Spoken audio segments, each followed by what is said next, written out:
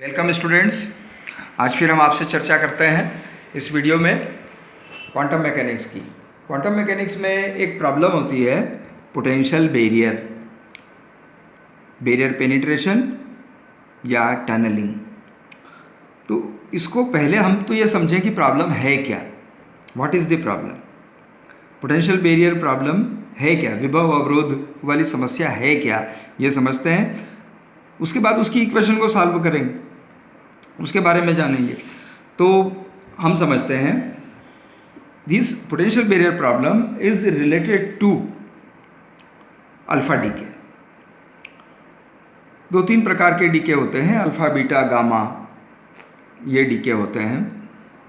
पहले भी जो मैंने बताया था आप लोगों को कि रेडियो एक्टिव डीके तीन प्रकार के होते हैं, अल्फा बीटा गामा। उसमें अल्फ़ा पॉजिटिवली चार्ज पार्टिकल्स हैं and these are doubly ionised helium atom twice He4, जिसमें दो प्रोटॉन होते हैं, दो न्यूट्रॉन होते हैं।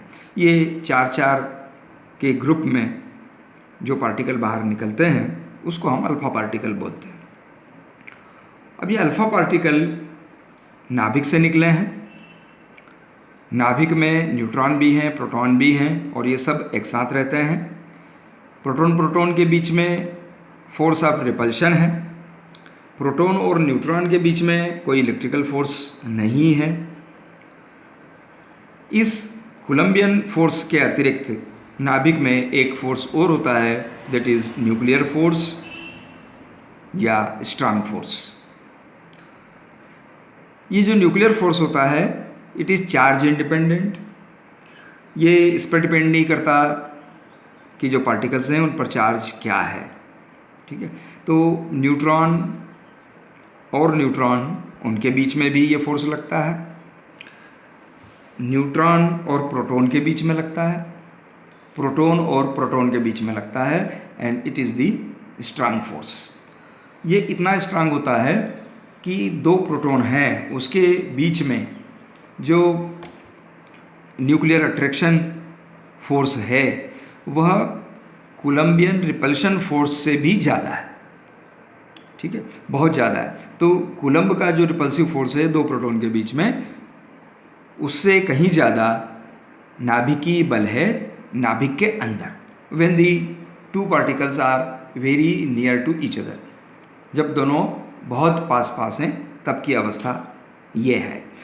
तो अब वहाँ से, उस एनवायरनमेंट में से, नाभिक के अंदर से दो प्रोटॉन और दो न्यूट्रॉन का ग्रुप का बाहर निकलना वो कैसे होगा।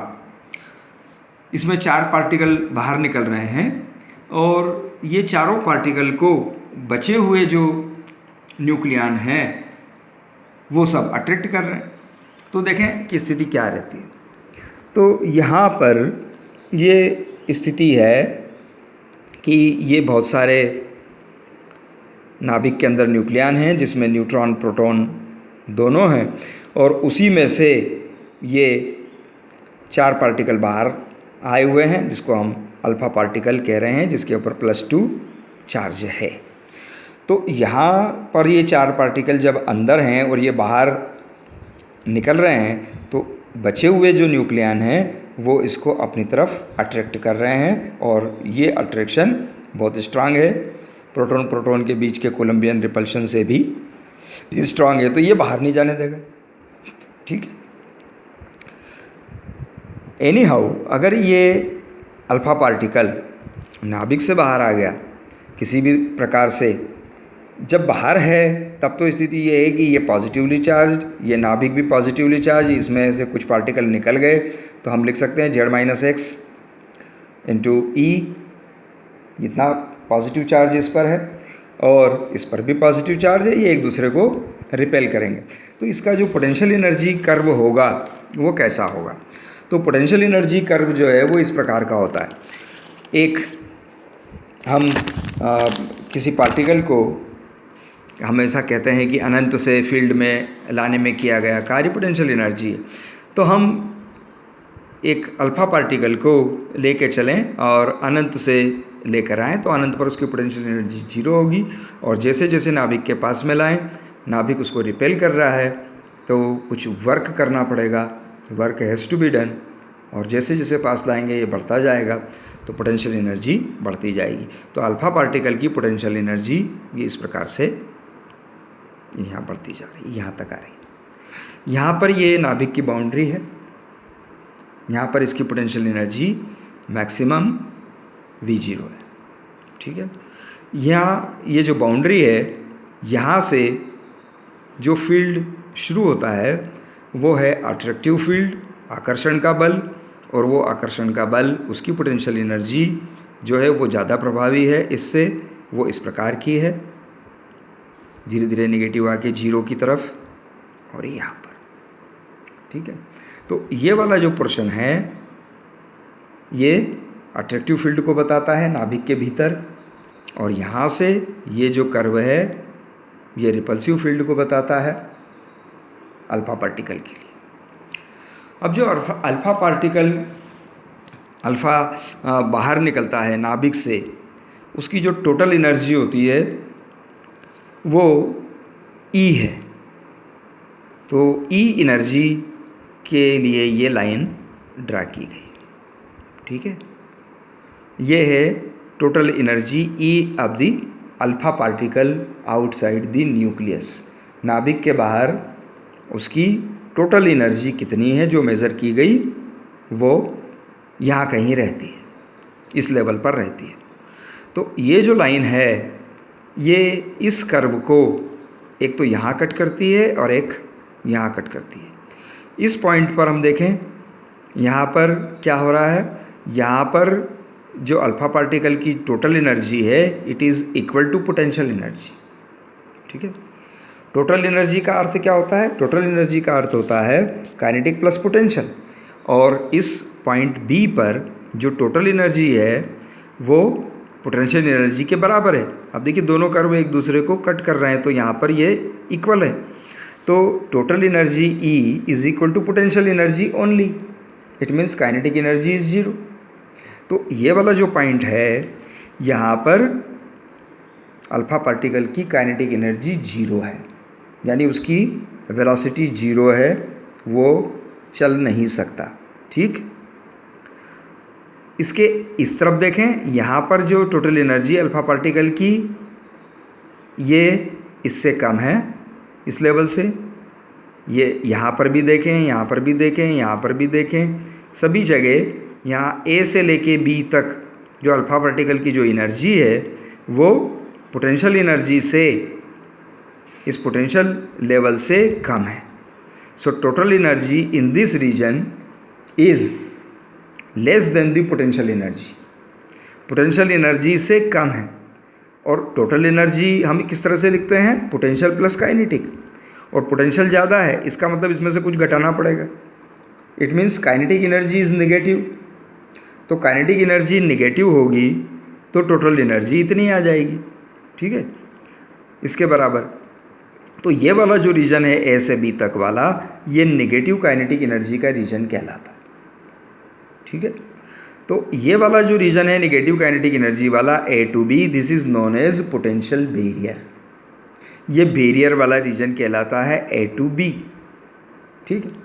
तो अल्फ़ा पार्टिकल की एनर्जी नेगेटिव है काइनेटिक एनर्जी, मतलब यहाँ वो चलने की स्थिति में नहीं है। तो नाभिक के अत्यंत समीप ये वाला जो रीजन है R0 to R1, this is the width of the potential barrier. यहाँ से यहाँ तक पोटेंशियल का बैरियर है, इसको हम A मान लें तो ये A उसकी विड्थ हो जाएगी और ये पोटेंशियल बैरियर हो जाएगा। अब समस्या ये है कि जो अल्फ़ा पार्टिकल बाहर निकलता है उसकी जो टोटल एनर्जी रहती है वो E रहती है, जो मेज़र की गई इतनी। तो यहाँ पर जो अल्फ़ा पार्टिकल है उसकी एनर्जी है E, इस स्तर पर, इस लेवल पर, और जो पोटेंशियल का लेवल है वो बाउंड्री पर कितना है, V0। So this is height of the potential barrier. तो इससे बहुत कम है E, तो E कम है, पोटेंशियल बहुत ज़्यादा है बैरियर का, और पार्टिकल को इधर से इधर आना है, बाहर आना है, तो क्या आ पाएगा, ये समस्या है। इसको हम इस तरह से चित्र बनाते हैं कि ये हमने एक बैरियर बना दिया ऐसा, ये विड्थ हमने लिखी A to B A, R0 to R1 और उसकी हाइट V0, अल्फ़ा पार्टिकल की energy E which is less then this height V0। तो यहाँ पर अल्फ़ा पार्टिकल है, ये इधर आ रहा है और इसको बैरियर मिला। कौन सा? विभव अवरोध, पोटेंशियल बैरियर। अब ये पोटेंशियल बैरियर मिला, इसकी एनर्जी कम है इससे, तो ये इधर जा नहीं पाएगा। तो क्लासिकल मैकेनिक्स ये कहती है कि it is not possible that alpha particle will come out of the nucleus. Nucleus से अल्फ़ा पार्टिकल निकले, इसकी संभावना शून्य है, ये क्लासिकल मैकेनिक्स कहती है। तो हम यहाँ पर क्वांटम मैकेनिक्स लगाते हैं, श्रोडिंगर इक्वेशन लिखते हैं और क्वांटम मैकेनिक्स से इस समस्या को सॉल्व करते हैं और यहाँ पर इसकी ट्रांजिशन प्रोबेबिलिटी निकालते हैं, यहाँ पर ट्रांजिशन प्रोबेबिलिटी निकालते हैं और हमें पता चलता है कि ट्रांजिशन प्रोबेबिलिटी फाइनाइट आती है and there is some probability of alpha particle wave to come to here. So this is all potential barrier problem. आपकी इसके संबंध में कोई क्वेरी हो आप पूछ सकते हैं। हम अगले बार चर्चा करेंगे कि इस प्रॉब्लम को सॉल्व कैसे करते हैं।